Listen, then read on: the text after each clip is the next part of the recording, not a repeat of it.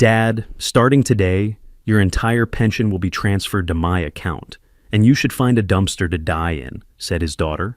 I remained silent, but that night she heard a strange noise and looked out the window. What she saw made her fall silent forever.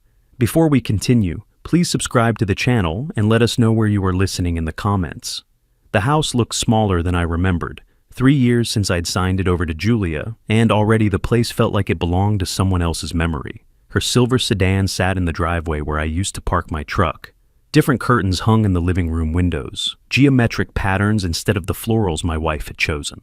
I locked my car and walked up the path I'd laid brick by brick 20 years ago. Julia opened the door before I could knock. Dad, you're on time. Not a greeting, just an observation. She stepped aside without meeting my eyes. Traffic was light coming from Riverside, I said, following her inside. The furniture had changed. Modern pieces replaced the comfortable couch where we'd watched movies as a family. The walls were painted a cold gray. Only one thing remained from before, the family photo above the mantel. My wife's face smiled out from the frame, frozen in a moment when everything still made sense. Arnold sat at the dining table, phone in hand, thumbs moving across the screen. He didn't look up when I entered. Arnold, I said. He grunted, still didn't look up. Julia gestured toward a chair. Sit down, Dad. Dinner's almost ready. The meal was mechanical. Roasted chicken, vegetables, store-bought rolls. Julia served the plates with the efficiency of someone fulfilling an obligation. Arnold finally set his phone down, but spent the meal staring past me, jaw working on his food like he was chewing through something he resented. How's the apartment? Julia asked, cutting her chicken into precise squares. It's fine. Quiet. Still just the one bedroom? That's all I need. Arnold snorted. $800 a month for that shoebox. Ridiculous. I didn't respond. Took another bite. The chicken was dry. Julia refilled my water glass without asking if I wanted more. The silence stretched between us like something physical. I could hear the clock ticking in the kitchen, the scrape of Arnold's fork against his plate, the sound of my own breathing. After we finished, Julia stood and began clearing plates. I moved to help, but she waved me off. Stay seated, Dad. We need to talk. Something in her tone made my hands still on the table. Arnold leaned back in his chair, arms crossing over his chest. A smile played at the corner of his mouth. Not friendly, something else entirely. Julia returned from the kitchen with a folder. She set it on the table between us and sat down. Her fingers were steady as she opened it, pulled out several pages of official-looking documents. Dad, we need to discuss your financial situation. Her voice had gone flat, administrative. Your pension payments will be redirected to my account effective immediately. I've already processed the necessary paperwork. The words took a moment to land. When they did, I felt something shift in my chest. Not panic, not yet. Just a cold recognition that this dinner had never been about family. Julia, that's my pension. I earned it. I need it to live. What do you need it for? Arnold cut in, his voice sharp with contempt. You're not doing anything with your life anyway. We have actual expenses, real responsibilities. I looked at my daughter. $2,400 a month. That's my rent, my food, my utilities. That's what I survive on. Julia slid the paperwork across the table toward me. Forms with stamps and signatures. Authorization codes printed in neat rows. I have connections at social services, Dad. This is already done. The redirect starts next month. You can't just... This conversation is over.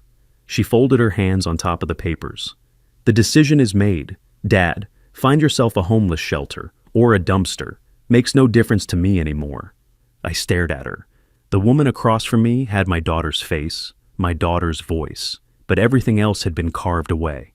Arnold's smirk widened. Neither of them looked away. I stood slowly, my chair scraping against the floor. My hands didn't shake. My voice didn't rise. I simply looked at Julia one long moment, long enough for her to understand I was seeing her clearly now, and then I turned toward the door. My hand found the doorknob.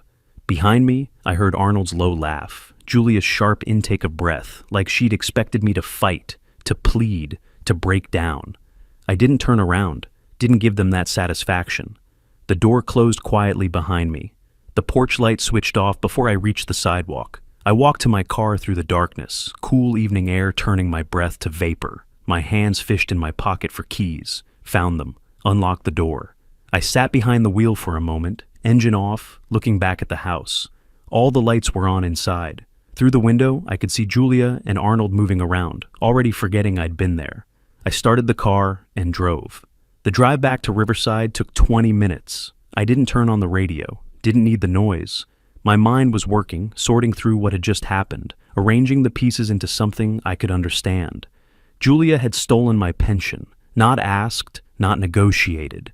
Stolen it, with paperwork and official stamps, and the kind of confidence that comes from thinking you've already won. I parked in my usual spot at the apartment complex, third row back, under the oak tree.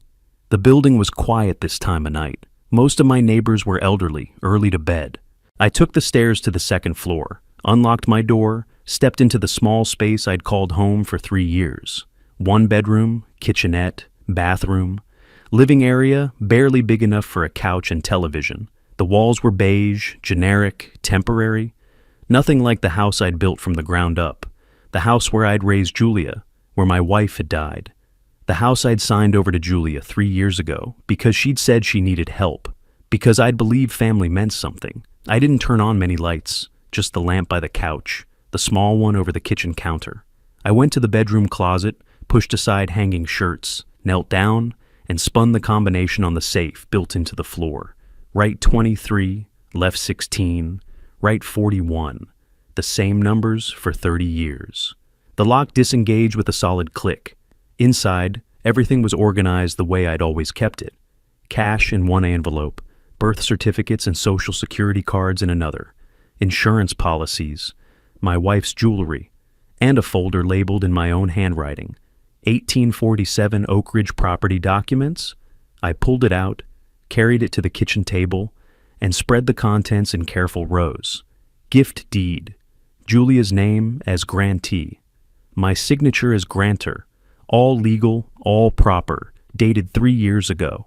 Below that, bank statements from the house account, utility transfer records, everything documenting the transfer of ownership. And beneath all of it, one more document, thicker paper, official county stamp, the deed of trust. I picked it up, held it under the kitchen light, and read the clause I'd written 3 years ago.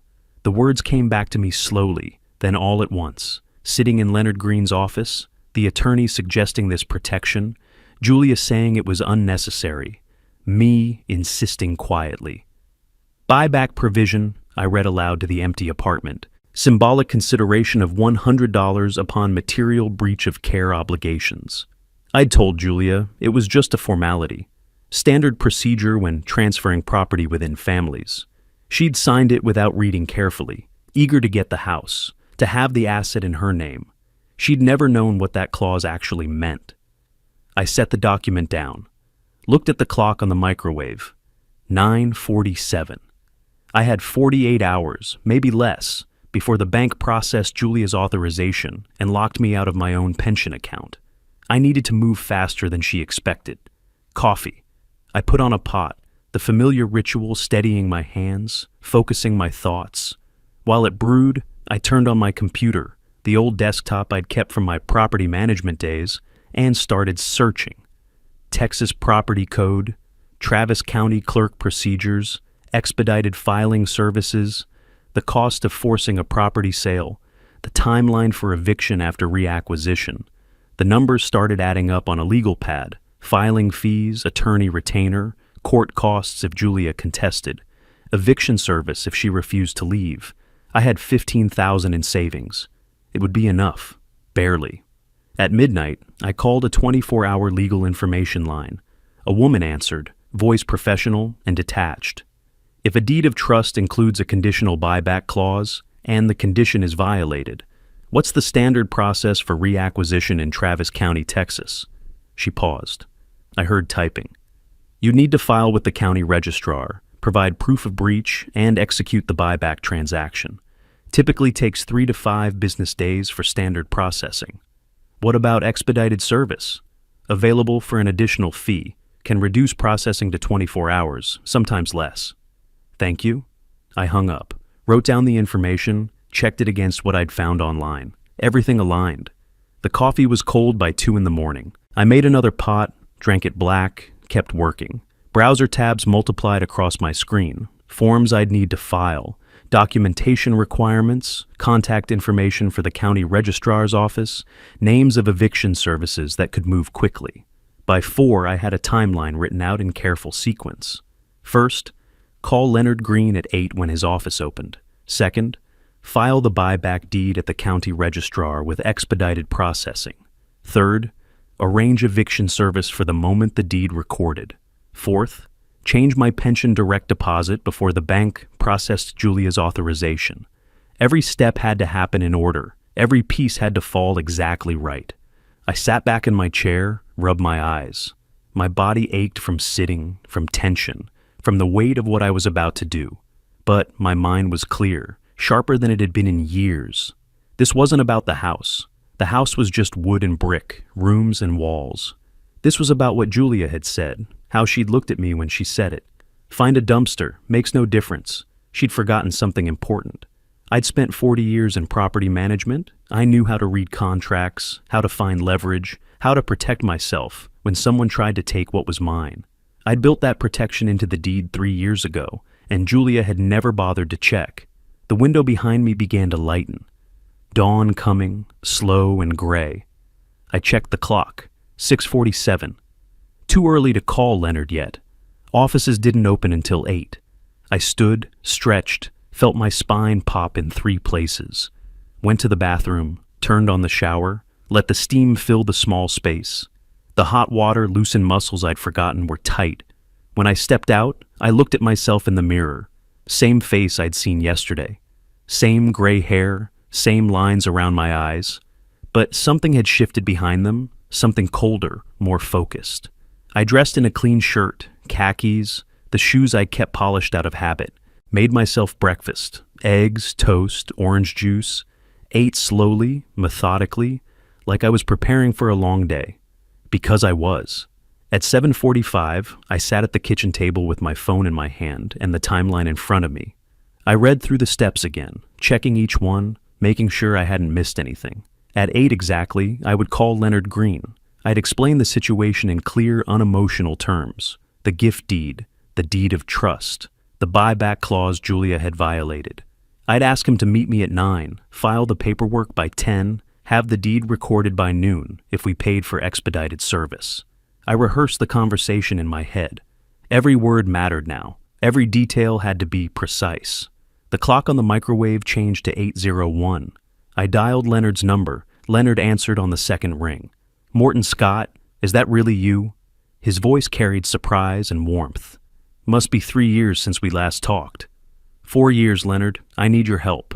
Today. Can you meet me at your office in an hour?" The warmth dimmed, replaced by professional focus. "What's the situation?" "Property issue. I need to execute a buyback clause. I can pay cash." A pause. "How urgent are we talking?" "I need the deed recorded by end of business today." "That's..." He stopped. When he spoke again, his voice had shifted into the tone I remembered from our business days together, the one he used when time was money. "I can make that work. Come to the office at 9:30. Bring all your documentation." I hung up, grabbed my jacket, my wallet, the folder with the property documents. The bank opened at 8:30. I had time. The drive to my bank took 12 minutes. The parking lot was mostly empty, just a few early morning customers. Inside, the institutional smell of recycled air and carpet cleaner. I walked to a teller window, pulled out a withdrawal slip, and wrote, 15,000 GARs. The teller, a young woman with careful makeup, looked at the amount and then at me. "Mr. Scott, that's your entire savings account balance. Are you sure you need it all in cash? We could arrange a wire transfer or cashier's check if..." "Cash! Hundreds, please." She hesitated. "Sir, for your protection, I should mention that large cash withdrawals can sometimes indicate, 'I'm purchasing property. I need cash for the transaction. Please process the withdrawal.'" Her fingers moved across her keyboard. The printer behind her whirred. She counted out 150 bills by machine, then recounted them by hand, slipped them into a bank envelope, sealed it, handed it across the counter. "Thank you," I said. The weight of $15,000 felt significant in my inside jacket pocket. I walked back to my car, locked the doors, sat for a moment, feeling that weight against my ribs. My entire life savings. Everything I'd managed to keep after my wife's hospital bills, after the funeral, after 3 years of careful living on a pension that barely covered rent and food. I started the engine and drove toward downtown Austin. Leonard's office occupied the 3rd floor of an older building on 6th Street. I took the elevator up, stepped into a hallway with worn carpet and fluorescent lighting. The frosted glass door at the end still read, "Leonard Green, Attorney at Law," in gold letters that had started to peel at the edges. The receptionist looked up when I entered. Her eyes widened. "Mr. Scott, is that you?" "Hello, Patricia. Been a while. I'll tell Leonard you're here." She picked up her phone, pressed a button. "Mr. Green, Morton Scott is here for his 9:30. She listened, nodded, hung up. "Go right in." Leonard's office hadn't changed much. Same wood-paneled walls, same certificates and law degrees in matching frames, same enormous desk that had probably been expensive 30 years ago. Leonard stood from behind it, extended his hand. His hair had gone grayer, his middle thicker, but his handshake was firm. "Morton, good to see you. Sit." I sat, pulled out the folder, laid the deed of trust on his desk. "I need you to execute a buyback under this clause. Today. I can pay cash." Leonard picked up the document, settled reading glasses onto his nose.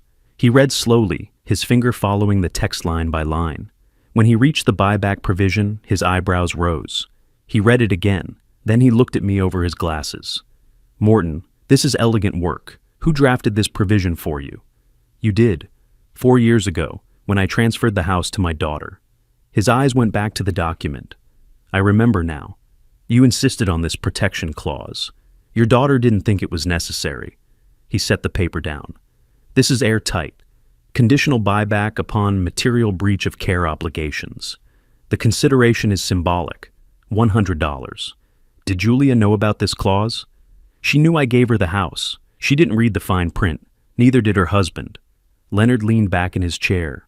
"What happened, Morton?"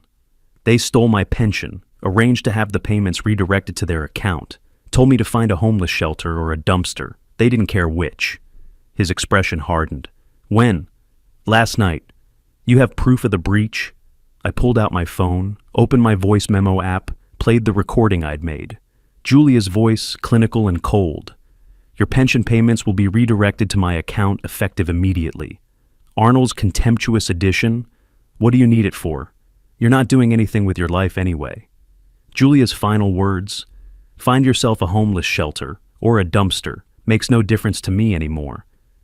I'd set my phone to record before entering the house. Old habit from business negotiations. Document everything. Leonard listened, his jaw tight. When it finished, he took off his glasses, rubbed his eyes. "That's your daughter saying those things?" "That was my daughter." He put his glasses back on. "All right, here's what we need to do. We file the buyback deed with Travis County immediately. We need to move fast. Once she discovers what we're doing, she could file for an injunction to stop the process. If we get this registered before she knows, the property is yours and she'll have to sue to challenge, which she'll lose because this contract is valid. How fast can we move?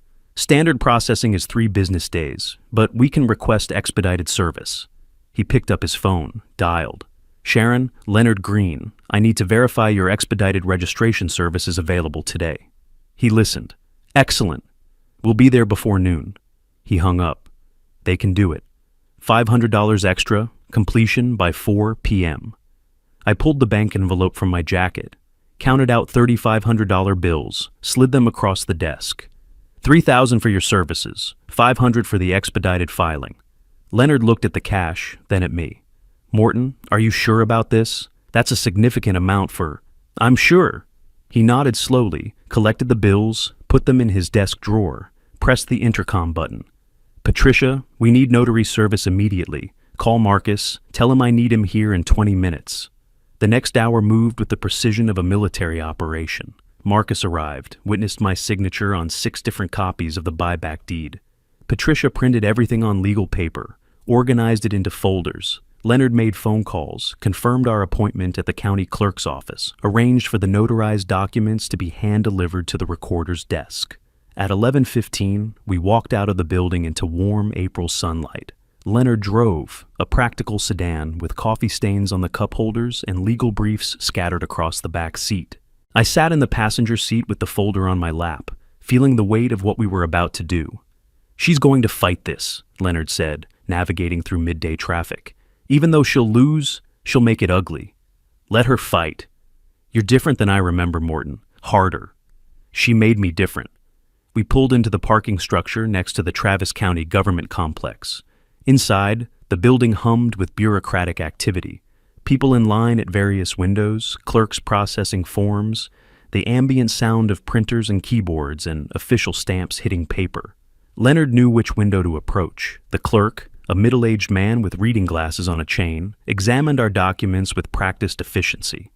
"Buyback provision on a gift deed," he said, half to himself. "Don't see many of these. Everything looks in order. Standard processing is 3 business days. We can expedite for $500. Completion by 4 p.m. today if we file before noon." I was already pulling out my wallet. "Do it," I said. The clerk accepted the cash, wrote a receipt, stamped our copies. "Have a seat. We'll call you when it's ready."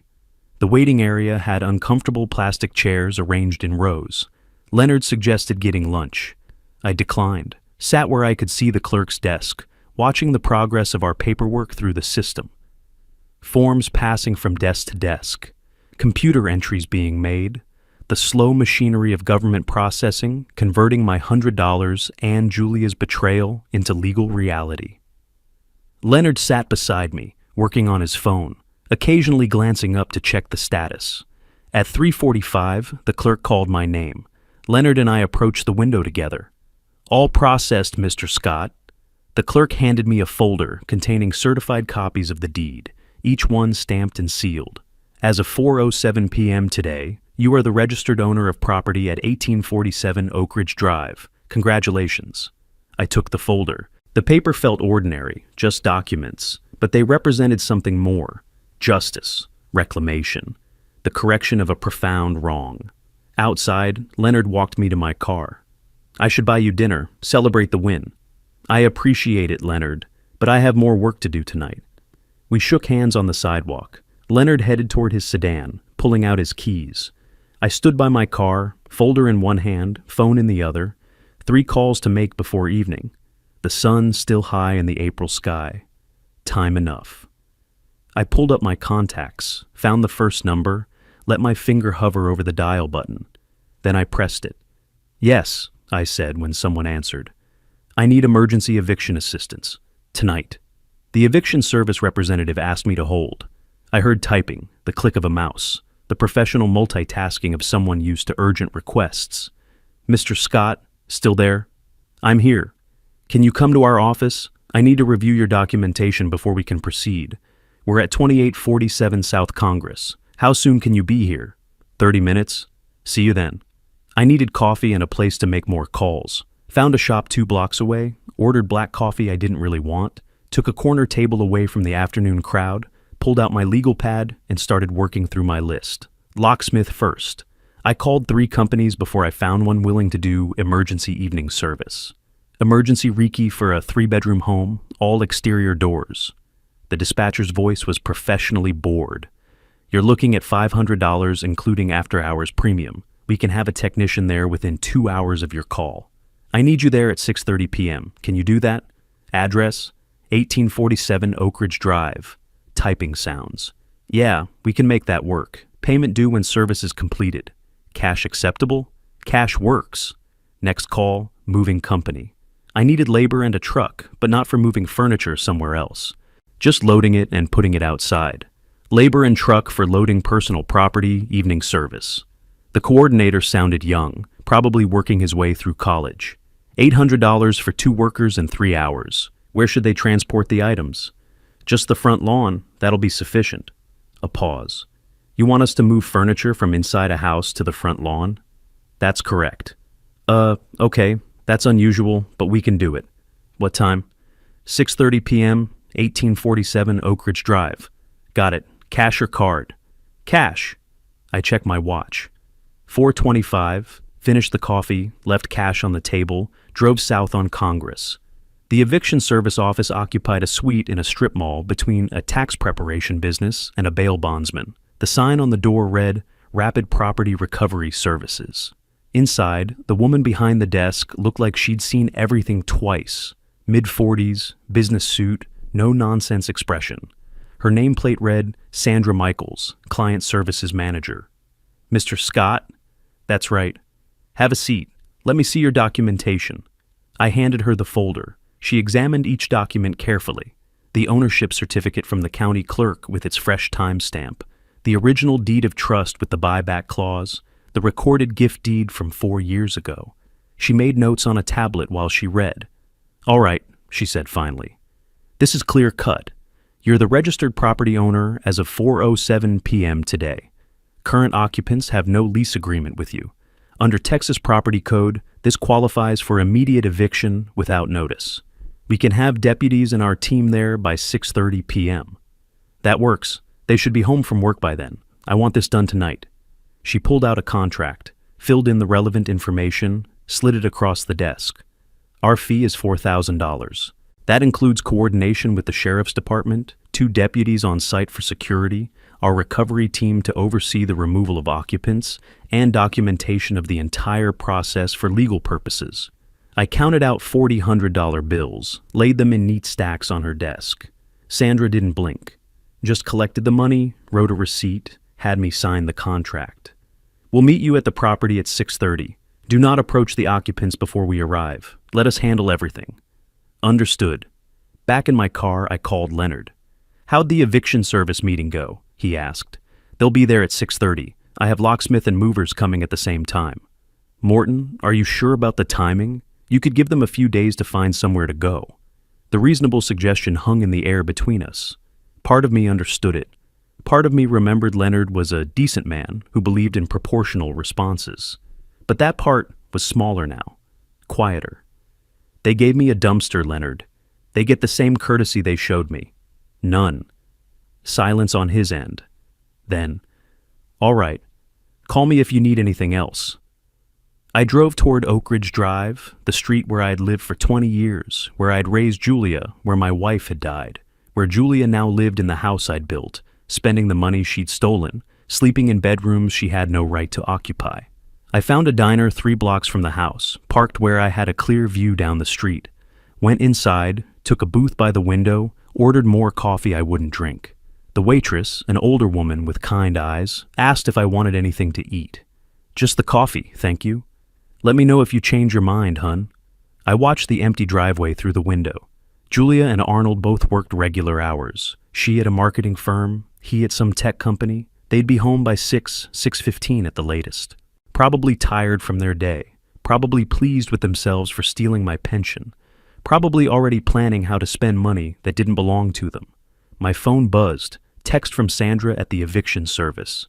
Team en route, ETA 6:25. I checked the list on my legal pad one more time. Eviction service confirmed. Locksmith confirmed. Moving company confirmed. Everyone converging on the house at 6:30. The timing had to be precise. I wanted all the pieces in place before Julia and Arnold arrived, but not so early that neighbors got concerned and called them. The waitress refilled my coffee. I thanked her, kept my eyes on that driveway. My phone buzzed again. Leonard. Drafted emergency legal response in case Julia tries anything tonight. Standing by if you need me. I texted back, thank you. At 6:15, I paid my tab, left a $20 tip on a $7 check. The waitress looked surprised. You have a good evening now, she said. I intend to.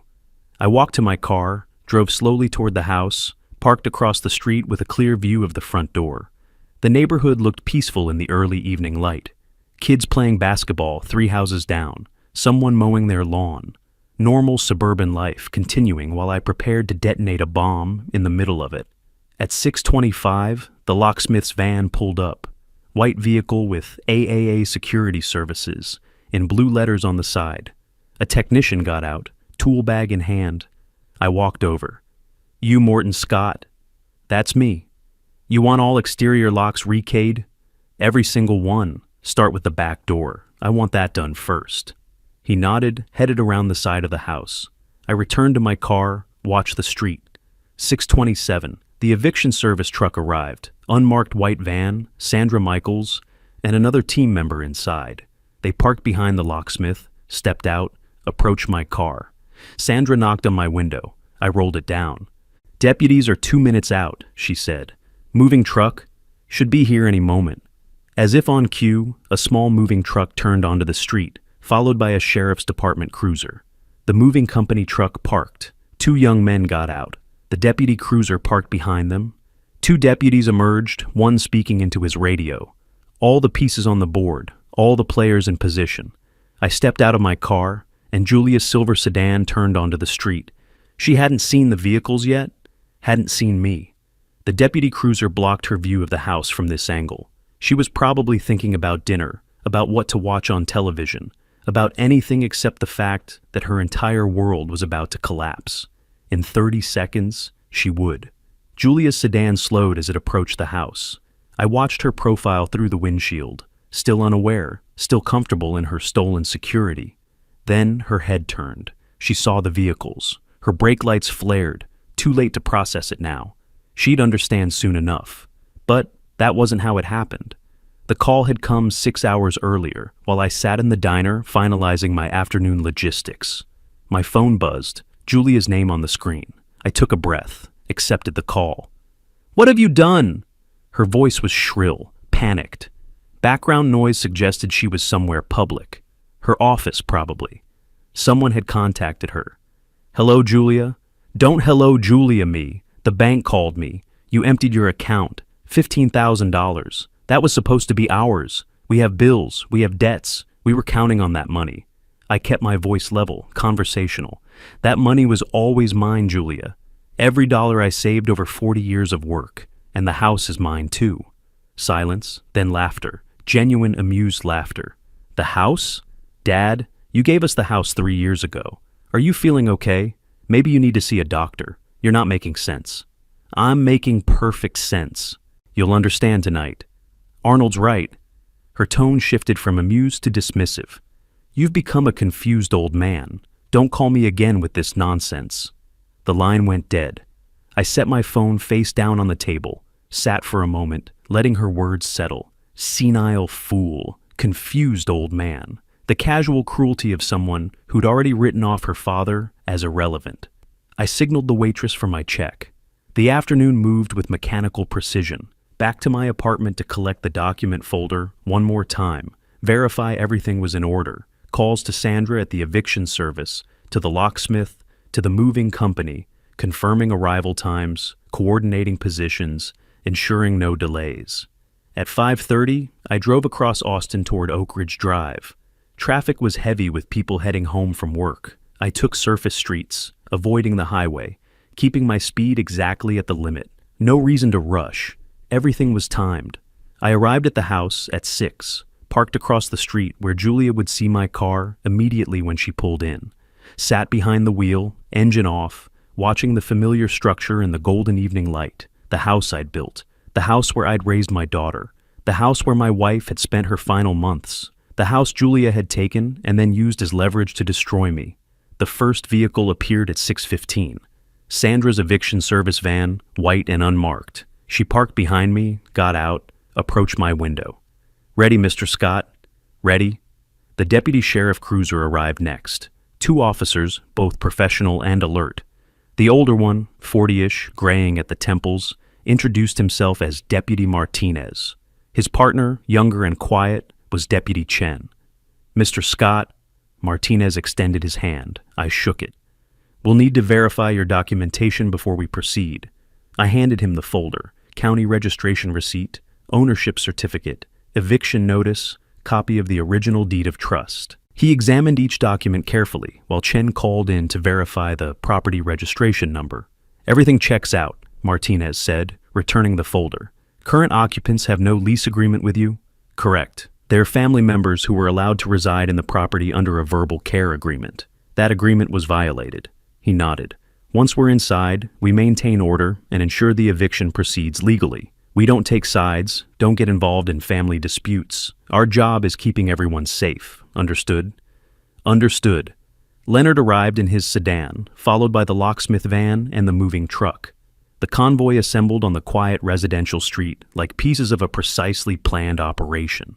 Neighbors had started noticing, curtains moving in windows, someone standing on a porch 2 houses down. Let them watch. I walked to my front door, the group filing in behind me.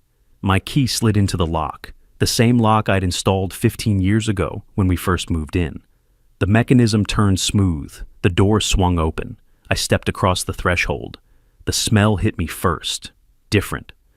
Julia's floral air freshener, sharp and synthetic. Cooking odors I didn't recognize. The furniture had changed, modern pieces replacing what my wife and I had chosen together. The walls were painted that cold gray I'd noticed before. But it was my house. Legally, officially mine. "Gentlemen," Leonard said to the workers, his voice carrying authority. "You'll be removing personal property belonging to Julia Scott Adams and Arnold Adams. Nothing belonging to Mr. Scott is to be touched. If you're uncertain about an item, ask first." The workers nodded, pulled on work gloves, headed upstairs. "Mr. Scott?" The locksmith held up his toolkit. "I'll start with the front door, work my way around. Should take about 90 minutes for all exterior locks." "Do it." Martinez and Chen positioned themselves, Chen outside on the porch, Martinez inside near the entrance.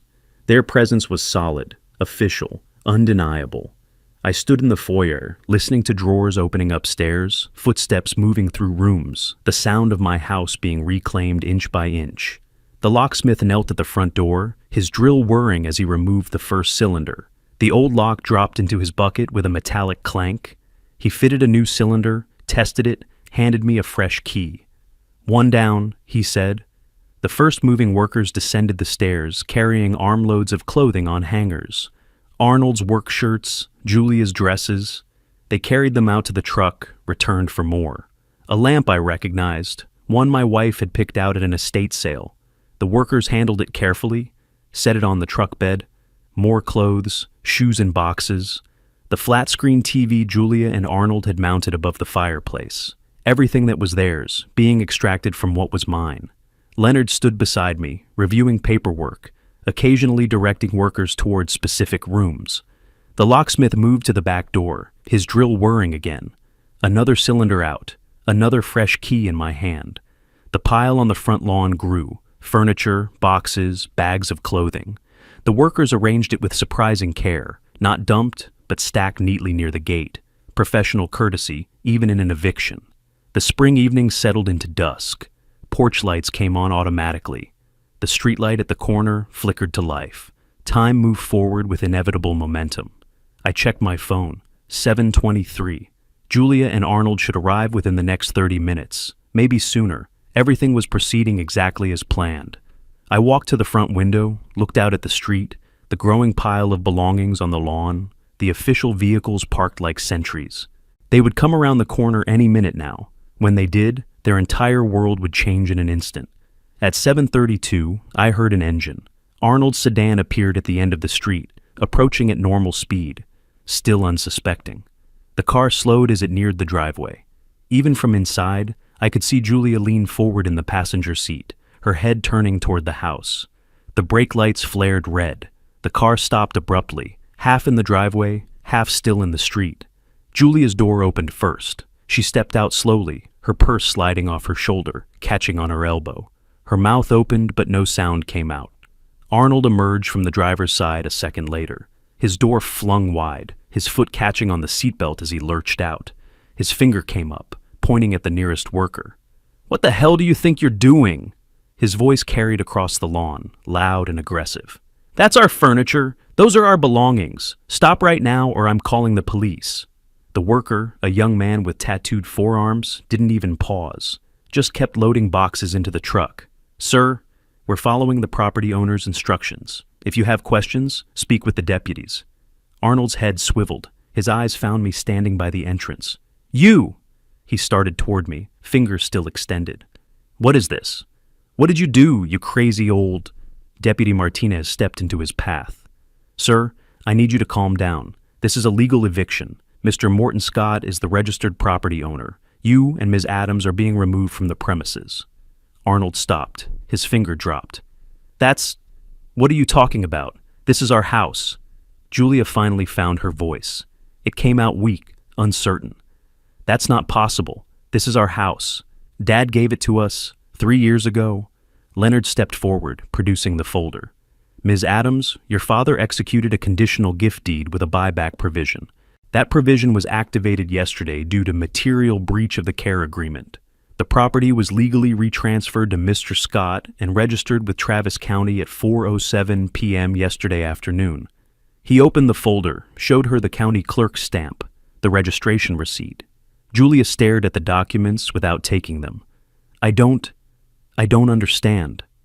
The buyback clause was triggered when you violated the terms of your father's residency agreement, Leonard continued. Your father repurchased the property for the symbolic consideration specified in the original deed, $100. It's all legal and properly recorded. Arnold's face had gone from red to pale. You can't just... There are tenant rights. You have to give notice. 30 days minimum. Not when there's no lease, Martinez said. You were residing here based on a verbal family agreement. That agreement was terminated. As the property owner, Mr. Scott has every right to reclaim his home. Julia's eyes found mine, locked on, searching for something, mercy, explanation, some sign of the father she thought she knew. She found none of it. Dad, her voice cracked. Daddy, what are you doing? This is our home. I met her gaze without flinching. You told me to find a dumpster, Julia. I found something better. I found my house. Her face crumpled, not crying yet, but close. We didn't mean... You meant every word. My voice was flat, final. You stole my pension. You told me you didn't care if I lived in a shelter or a dumpster. You laughed when I said the house was mine, called me senile, a confused old man. The pension was a mistake, she said quickly. We can fix that. We'll reverse the transfer. But Dad, please, this is where we live. We have nowhere else to go. Neither did I. Arnold's phone was out now, his thumbs moving across the screen. I'm calling our lawyer. This is illegal. There are procedures. You can't just throw people out on the street. Call whoever you want, Leonard said calmly. Every action we've taken today follows Texas property code.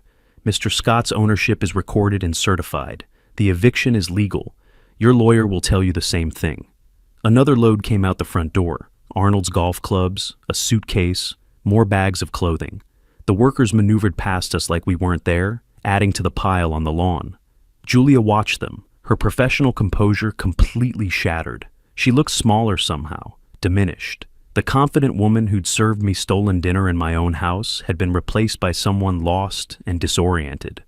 Where are we supposed to go? She asked, the question directed at no one in particular.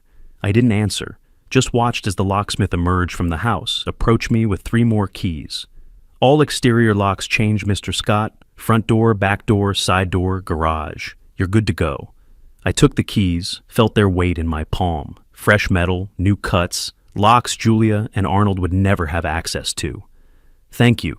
Deputy Chen spoke for the first time, addressing Julia and Arnold. You folks need to collect your belongings from the lawn and vacate the premises. You have 2 hours to remove everything. After that, anything remaining becomes abandoned property. 2 hours? Arnold's voice pitched upward. We can't move everything in 2 hours. We don't even have anywhere to take it. That's not our concern, Martinez said, not unkindly. You can rent storage, arrange for a moving company, ask friends for help. But you need to clear the property. Julia looked at the pile on the lawn, their entire life together exposed under the streetlight. Neighbors were definitely watching now. 3 people stood on porches across the street. Someone was recording on their phone. The public humiliation of it. The complete reversal. This morning, they'd owned a house and had access to my pension. Tonight, they owned nothing but what sat on that lawn, and they had 2 hours to figure out where it would go. Arnold, Julia said quietly. Call your brother, see if he can help. Arnold's jaw clenched. Michael lives in San Antonio. He can't... Call him. He stepped away, phone pressed to his ear, voice urgent but too quiet to hear. Julia stood alone on the driveway, her eyes still on me. I'm sorry, she whispered. We made a mistake, a terrible mistake. But Dad, please, don't do this. I could have said many things, could have reminded her of her exact words from last night, could have detailed every cruel choice that led to this moment, could have explained that justice isn't kind, it's just. Instead, I said nothing, just held her gaze until she looked away. Leonard touched my shoulder. "Morton, we should let the deputies handle this. The work here is done." He was right. The locks were changed, the eviction was executed, my house was legally and physically mine again. I turned to Martinez. "I'll be inside. Call me if you need anything." "Will do, Mr. Scott." I walked past Julia, past Arnold still on his phone, past the pile of their belongings, and entered my house. My key in my new lock, the door closing behind me, the solid click of the deadbolt engaging. Inside, the workers were finishing up, checking rooms to make sure they'd removed everything that belonged to the former occupants. Leonard followed me in, closed the door, leaned against it. "That was harder than I expected," he said quietly. I looked at him. "For them, maybe." Outside, I heard Arnold's voice rising, arguing with whoever he'd called. Julia's softer responses, the deputies maintaining their professional distance. Arnold's thumb moved across his phone screen, calling someone. A lawyer, probably. Let him try. Every move I'd made was legal, documented, final. But they didn't know that yet. They were about to learn. Deputy Martinez stepped forward, positioning himself between the two groups. His partner Chen moved closer to Arnold, not threatening, just ready. "Mr. Adams, Ms. Adams," Martinez said, his voice carrying official weight. "I'm Deputy Martinez. The property at 1847 Oak Ridge Drive is legally owned by Morton Scott as of 4:07 p.m. on April 2, 2025, per Travis County records. You are currently residing here without a lease agreement or ownership rights. This constitutes trespassing. You are required to vacate immediately." Arnold's face flushed darker. "That's insane! This is our house! He gave it to us 3 years ago. We have the deed. The gift deed." He lunged toward me. 2 steps, his fist starting to curl. Chen's hand appeared on Arnold's chest. Firm pressure. Arnold stopped, forced back. His face registered shock, first at being physically restrained, then at his own powerlessness. "Sir, you need to stay back," Chen said quietly. Leonard stepped forward, unfolding a document from his folder. "Mr. Adams, the gift deed you reference was conditional." He held up the paper, pointed with his pen to a specific paragraph. "Here is the deed of trust, filed simultaneously with the gift deed, Section 4, Paragraph 2. He read aloud, "Grantor reserves the right to reacquire the property for the sum of $100 upon material breach of the care and support agreement. That breach occurred. Mr. Scott exercised his legal right." "There was no written agreement," Arnold's voice pitched higher. "You can't enforce something that wasn't written down. Texas law recognizes verbal agreements, particularly in family arrangements." Leonard's tone remained conversational, almost friendly. "The breach is documented through your wife's unauthorized redirection of Mr. Scott's pension and your verbal statements demanding he vacate. Multiple witnesses can attest to the care agreement's terms." Julia had been silent through this exchange, her eyes moving from Leonard's document to me and back again. I watched understanding dawn on her face, slowly, then all at once. Her hand reached out, steadied herself against the car door. "Dad," her voice came out thin, uncertain. "Daddy, what did you do? This can't be happening." I met her eyes, held her gaze, spoke for the first time since arriving at the house. "I did what you suggested, Julia. You told me to find a dumpster or a shelter. I found something better. I found my house, the one I built, the one I paid for, the one you tried to steal." Her face crumpled, not crying yet, but close. Fear flickered in her eyes, genuine fear, different from the shock and anger of moments before. She was beginning to calculate consequences: loss of home, financial exposure, her pension fraud. "But you gave us—" She couldn't finish the sentence. "I gave you a conditional gift," I said. "You violated the conditions. The contract was clear. You just didn't bother to read it." Arnold opened his mouth, probably to launch into another protest, another threat, another useless attempt to intimidate or manipulate. Leonard raised his hand. "Mr. Adams, I strongly suggest you focus on collecting your belongings and finding somewhere to stay tonight. Any legal challenge you attempt will fail, and pursuing one will only waste money you apparently don't have." Julia turned to Arnold, whispered something I couldn't hear. He shook his head violently. She whispered again, more urgently, her hand gripping his arm. He pulled away, but she didn't let go. Whispered a third time. Finally, he nodded, reluctantly, angrily. But he nodded. Julia took a shaky breath, wiped her eyes with the back of her hand, turned back to face me. When she spoke, her voice was small, broken. "Please, just give us time, a week, a few days. We have nowhere to go." Behind her, on the lawn, the pile of their belongings sat under the streetlight. Inside the house, workers were still moving through rooms, carrying out what remained. The locksmith was testing the new deadbolt on the front door, the metallic click audible in the quiet street. I looked at my daughter, saw her there on the edge of tears, begging for mercy, and remembered sitting at her dinner table less than 24 hours ago, hearing her cold voice tell me to find a dumpster. My mouth opened to respond. Arnold's posture shifted, his shoulders squared, his voice rose, theatrical and loud, pitched to carry across the street where neighbors stood watching. "Look at this! Look what this man is doing!" He spread his arms wide, turning slightly toward the audience on their porches. Throwing his own daughter out on the street, his own flesh and blood. What kind of father does this? What kind of person? A few neighbors shifted uncomfortably, but no one spoke. No one came to his defense. The presence of 2 sheriff's deputies in uniform legitimized everything happening here, made it official rather than personal. Julia's legs gave out. She dropped to her knees on the driveway, hands clasping together in front of her chest. Tears streamed down her face. "Daddy, please." Her voice broke on the words. "I'm sorry. I'm so sorry. Just give us a week, 5 days, anything. We have nowhere to go. Please, I'm begging you." I looked down at her. The symmetry of it struck me. The reversal of power. The daughter who'd told me to find a dumpster now on her knees, begging for shelter. "You told me to find a dumpster, Julia." My voice came out quiet but clear. "You said it made no difference whether I lived in a shelter or died on the street. You stole my pension. You wanted to leave me with nothing. Where was your mercy then?" "I didn't mean it. I was angry. I was stressed. We have debts. I cut her off. "You wanted my money. You wanted my house. You wanted to leave me with nothing." I paused, let the words settle. "Now you have exactly what you deserve." Julia's face went pale. She stayed on her knees, swaying slightly, but no more words came out. Martinez stepped forward. "Ms. Adams, Mr. Adams, you have 30 minutes to collect essential personal items from inside. Identification, medications, important documents, 1 change of clothes each. After that, this property is off limits to you. Do you understand?" Arnold helped Julia to her feet. She leaned against him, her face blank with shock. They moved toward the house like people walking through a dream, climbing the porch steps slowly. The door closed behind them.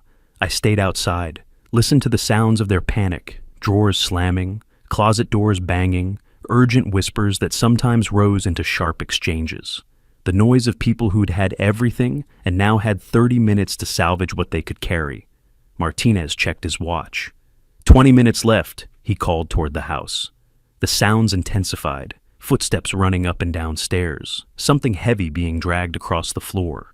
More argument, Arnold's voice sharp with blame, Julia's responding with desperate defense. At 28 minutes, they emerged. Arnold carried 2 large suitcases and a laptop bag. Julia had a smaller suitcase and her purse, her arms wrapped around a cardboard box of papers. Their faces were flushed, their breathing heavy. Arnold made 3 more trips, grabbing a garment bag, a box of Julia's work files, his golf clubs. Each time he passed me, his jaw clenched tighter. On his final trip to the car, he stopped, turned to face me, his hands empty now, his posture straightening into something like defiance. "We're suing," he said. "You hear me? We're getting a lawyer. This whole thing is fraud. You manipulated an old man. Leonard interrupted, his voice cold and precise. "Mr. Adams, everything we've done is completely legal and documented. However, I should mention that your wife's forgery of Social Security pension and documents is a federal crime." Arnold froze. "What? If Mr. Scott chooses to file a criminal complaint, Ms. Adams faces up to 10 years in federal prison." Leonard let that sink in. "I'd strongly advise you to accept this situation quietly and move on. She didn't forge anything. She used her position at a law firm to access restricted databases and create fraudulent redirect orders without Mr. Scott's knowledge or consent. That's forgery and fraud." Leonard's expression didn't change. I suggest you focus on finding housing rather than threatening litigation." The color drained from Arnold's face. He looked at Julia, who stood frozen by the passenger door, the box of papers still in her arms. "Get in the car," he said quietly. She didn't move, just stared at me, searching my face for something. Forgiveness, compassion, recognition of the father she thought I was. She found none of it. Arnold called her name, sharper this time. "Julia, get in the car." She loaded the box into the back seat, climbed into the passenger side, sat with her hands in her lap, her face turned toward the window, but her eyes on the house. Arnold walked around to the driver's side, opened the door, paused, looked back at the pile of belongings still on the lawn, most of their furniture, boxes of clothes, kitchen items, everything they couldn't fit in the car. "What about the rest?" he asked Martinez. "You have until midnight to arrange for storage or removal. After that, it becomes abandoned property." Arnold got in the car, started the engine. The headlights came on, illuminating the pile on the lawn, the house beyond. Julia turned her head, looked directly at me one last time through the window. Her lips moved. I couldn't hear the words, but they might have been, "I'm sorry," or maybe just "goodbye." Arnold put the car in reverse, backed out of the driveway with jerky, angry movements. The car straightened, shifted into drive, rolled forward down the street. I watched until the taillights disappeared around the corner. The street fell quiet. The neighbors began retreating into their houses, the show over. Martinez and Chen walked to their cruiser, started packing up their equipment. Leonard touched my shoulder briefly, said nothing. I turned and looked at my house, standing solid and real in the evening light. The workers had finished. The locks were changed. Everything that was mine had been returned to me. The deputies finished their paperwork, closed their notebooks, returned to their cruiser. Martinez nodded to me as he passed. "Have a good evening, Mr. Scott." "Thank you, Deputy." Their taillights joined the fading red of Julia's car, both disappearing in different directions into the Austin evening. The locksmith packed his tools, tested each lock one final time. He approached me with 4 keys on a new ring, the metal bright and unscratched. "Best locks on the market, Mr. Scott. New keys, new cylinders. No one gets in without your permission. You're secure." I took the keys, felt their weight. "Thank you. What do I owe you?" $500 like we discussed. I counted out the bills from my wallet, handed them over. He counted them once, nodded, shook my hand. "Pleasure doing business with you." The moving company workers were already in their truck, engine idling. I walked over, paid them their $800. They drove off without ceremony, just another job completed. Sandra from the eviction service approached last. "Everything went smoothly, Mr. Scott. Your paperwork is all in order. If Ms. Adams attempts to return or causes any trouble, call the police and reference case number E2547. It's all documented." I handed her the remaining cash, $4,000 that represented the most expensive but necessary part of this entire operation. She tucked it into her professional folder, extended her hand. "Good luck to you. Thank you for your help." Her van pulled away, leaving just Leonard's sedan at the curb and my car across the street. The pile of Julia and Arnold's belongings still sat on the lawn, illuminated by the streetlight. Their problem now, not mine. They had until midnight to arrange storage or removal. Leonard gathered his documents, organized them into his briefcase with practiced efficiency. He turned to me, genuine respect in his expression. "Good work, Morton. Clean, legal, decisive. Everything a property reclamation should be." He handed me his card. "If you need anything else, you have my number." "Thank you, Leonard. I couldn't have done this without you. What do I owe you for today?" "We settled on $3,000 for the transaction. Today's supervision is included. You've paid enough." We shook hands. He walked to his car, started the engine, gave a small wave. Then he was gone too. I stood alone on my front lawn. The street had returned to its usual quiet. Porch lights glowed from neighboring houses. The family 3 doors down had gone inside. Mrs. Patterson's curtains were drawn. The show was over. I walked up my porch steps, key in hand. My key, my porch, my house. The lock turned smooth. The door swung open. I stepped across the threshold and closed the door behind me. The quiet was profound. Not the oppressive silence of an empty house, but the peaceful stillness of a space reclaimed. I walked through the rooms slowly, a methodical tour of restoration. The living room. My leather armchair still sat by the window where it had always been. Julia hadn't had time to move it, or maybe she'd kept it because it was comfortable. The bookshelf I'd built stood against the wall, though most of the books were gone. Small losses, easily replaced. The kitchen, fewer dishes in the cabinets. My good pots and pans still hung from their hooks. The counter I'd installed 30 years ago, still solid. I ran my hand across the surface, feeling the familiar grain of the wood. Upstairs, the master bedroom. Empty closet, doors standing open. The bed frame was mine, the one I'd shared with my wife. Julia and Arnold had used their own mattress, and they'd taken it. I'd need to buy a new one, tomorrow's task. The guest room, completely bare. They'd used it as an office. Nothing of mine had ever been in here. The bathroom, their toiletries gone, leaving just the fixtures. I'd need towels, soap, shampoo, a shopping list forming in my head. I descended the stairs, each step creaking in the pattern I remembered. The house settling around me with familiar sounds. The refrigerator humming in the kitchen, the heating system clicking on, the frame shifting slightly as the evening cooled. I returned to the living room, lowered myself into my armchair. The leather was cool against my hands, the contours perfectly shaped to my body from decades of use. From here, I could see through the window to the street beyond. The streetlight cast familiar shadows across the floor. I should have felt exhausted. 2 days of planning, executing, confronting. 2 days of spending my life savings and dismantling my daughter's life. 2 days of cold focus and colder justice. Instead, I felt alert, clear, settled. There was more to do tomorrow. Administrative work, protecting my pension permanently, making sure Julia faced appropriate consequences for her fraud. But tonight, I allowed myself this moment, my house, my chair, my peace.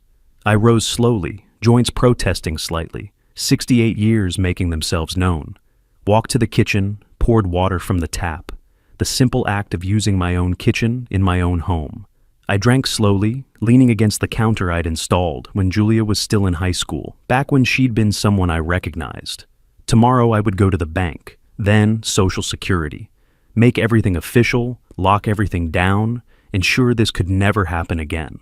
But tonight was mine, the first night of the rest of my life. I climbed the stairs to the master bedroom. The bare bed frame stood against the wall. I'd stored a sleeping bag in the garage 3 years ago, found it in a plastic bin, still dry and clean. Spread it across the frame, lay down on what had been my bed long before it was theirs. The ceiling above me showed familiar water stains from an old leak I'd fixed 15 years ago. Everything was exactly as I remembered, and nothing would ever be the same. I closed my eyes and slept without dreaming. Morning light woke me. No alarm, just my body recognizing dawn the way it had for decades. I showered in my bathroom, dressed in clothes from the small overnight bag I'd packed yesterday. Made instant coffee with water from my tap. At 8:30, I walked into my bank. The branch manager, a woman named Sharon Torres, looked up from her desk when I approached. "Mr. Scott, do you have an appointment? I need to discuss unauthorized changes to my account. It's urgent." Her expression shifted from polite to concerned. "Of course. Please, sit down." I laid out the timeline. Julia's announcement at dinner, the unauthorized transfer order, the dates, amounts, authorization codes she'd fabricated. My voice stayed calm, factual, letting the evidence speak. Sharon's face changed as she reviewed the documentation on her computer. "Mr. Scott, I'm seeing multiple irregularities here. These transfer authorizations. There's no record of you signing them in person or providing verbal authorization. This is highly irregular. My daughter works as a legal assistant. She has access to official forms and notary stamps. She created these documents without my knowledge or consent." Her fingers froze on the keyboard. "That's fraud, Mr. Scott. We take this very seriously." She picked up her phone, pressed a number. "Jim, I need you in my office immediately. We have a fraud situation." 30 minutes later, my pension was redirected back to my original account. All additional authorized users removed, transfer permissions revoked. My name only, my control only.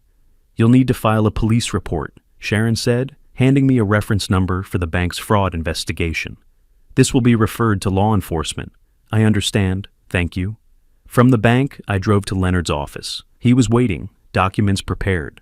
Together, we went to the Social Security office downtown, a government building with fluorescent lighting and worn carpet and people waiting in plastic chairs. The investigator, a man named Chen, reviewed my case in a windowless cubicle. His computer screen reflected in his glasses as he scrolled through access logs.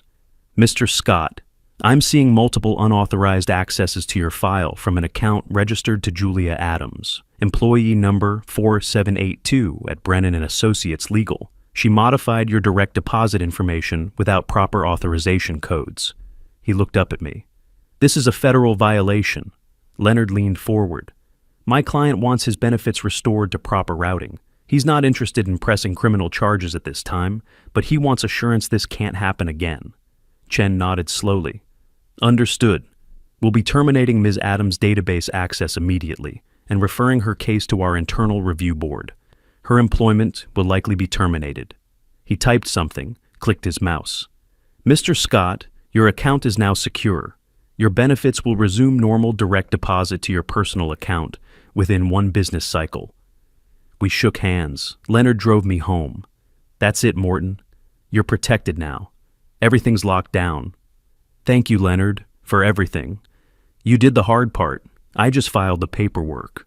The week that followed passed in a blur of ordinary tasks. I bought a mattress, had it delivered, stocked my refrigerator, mowed the lawn, unpacked boxes of my belongings I'd kept in storage, books, photos, the small accumulations of a lifetime.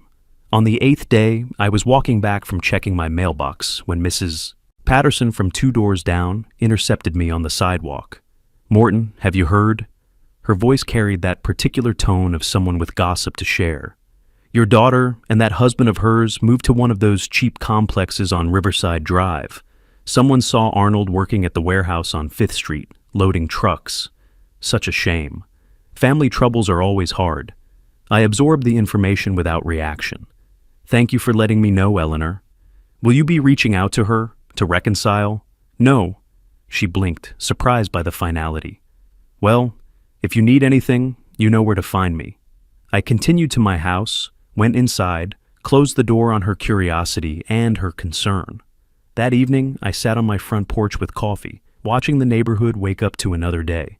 Kids waiting for the school bus at the corner, neighbors leaving for work, the mockingbird that nested in the oak tree singing its territorial song. 68 years old. I'd spent 40 of them building something, a business, a home, a life, almost lost it all in a single conversation.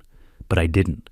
Because I'd planned ahead, because I'd stayed sharp, because I'd remembered that mercy without wisdom is just weakness waiting to be exploited. I thought about Julia occasionally, not with anger anymore, but with a sort of distant sadness for what could have been if she'd chosen differently. But mostly I didn't think about her at all. She made her choice. I made mine. The difference was, I planned for consequences. She didn't. A mockingbird landed on my mailbox. I watched it preen, then launch itself toward the oak tree. The morning air was cool but warming, typical April in Austin. My street, my house, my life. 68 years old, 40 years building a life, 3 days reclaiming it, the rest of my days living it on my own terms. I smiled, just slightly, just for myself. Justice doesn't always come with trumpets and fanfare. Sometimes it comes with coffee on your own porch, in your own house, in the quiet morning light. Sometimes justice is simply being exactly where you deserve to be. I finished my coffee, stood, stretched. My knees protested slightly, but they always did in the morning. I went inside to start my day. My house, my life, my terms. That was enough. That was everything.